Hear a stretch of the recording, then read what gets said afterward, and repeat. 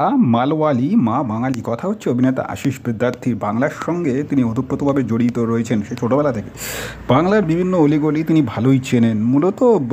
মূলত জামাই ষষ্ঠীর যে কী মাহাত্ম্য সেটাও আশিস বিদ্যার্থী যে ভালো কেউ জানেন না। মূলত প্রায় টলিউড বলিউড দক্ষিণী ছবি মিলিয়ে প্রায় 200-র বেশি ছবিতে সাফল্যের সঙ্গে কাজ করেছেন জনপ্রিয় এই অভিনেতা। মূলত এই মুহূর্তে কেরলে রয়েছেন তিনি শ্রী রূপালীর সঙ্গে। কন্যাকুমারী থেকে রেইনিং স্মাইল নামের একটি সিরিজ শুরু করেছেন আশিস ও রূপালী। প্রসঙ্গত উল্লেখ্য, অভিনয়ের পাশাপাশি এই মুহূর্তে জনপ্রিয় ব্লগারও বটে অভিনেতা আশিস বিদ্যার্থী। ইউটিউবে তার ফুড ব্লগ পাশাপাশি ট্রাভেলে ব্লগার বলে যে দুটো চ্যানেল তিনি করেছেন, সেখানে ভ্রমণ এবং খাদ্যের বিভিন্ন রকমের সম্ভার নিয়ে তিনি হাজির হন এবং বিভিন্ন দেশের বিভিন্ন প্রান্তের খাদ্য খাবার এবং বিভিন্ন ছবি তারা তুলে ধরেন। এই মুহূর্তে সেই ব্লগের কাজের জন্যই মূলত কেরলে রয়েছেন। কন্যাকুমারী থেকে রেইনিং স্মাইল নামের একটি সিরিজ তিনি শুরু করেছেন তার স্ত্রীর সঙ্গে, রূপালীর সঙ্গে। বর্ষার মৌসুমে সারা ভারতে ঘুরবেন তারা।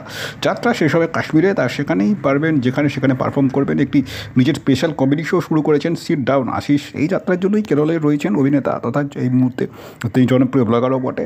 জামাই ষষ্ঠী উদযাপন সেখানেই করলেন।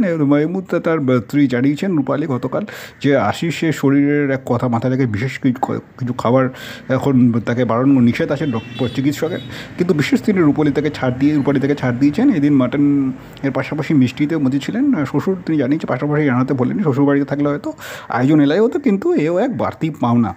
মূলত তাকে তার স্ত্রী রূপালী তাকে বিশেষ উপহার দিয়েছেন, শার্ট প্যান্টের উপহার দিয়েছেন। মূলত প্রসঙ্গত উল্লেখ্য, গত বছর বিয়েতে হাত পাকে বাধা পড়েছিলেন দ্বিতীয়বারের জন্য। 57 বছর বয়সে কলকাতাতেই বিয়ে করেছেন।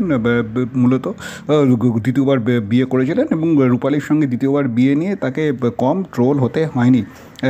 কলকাতার এক বিশিষ্ট এক অভিজাত ক্লাবে সাত পাকে বাধা পড়েছিল রূপালীর সঙ্গে, কিন্তু তারপর কেটে গেছে বহুদিন, তাকে ট্রোল করা হয়েছে সামাজিক মাধ্যমে অনেকেই, কিন্তু সেসব পাত্তা না দিয়ে এখন সুখী দাম্পত্য জীবন এগিয়ে চলেছেন দুজনেই, আশিস এবং রূপালী, কথা বলাই যায়।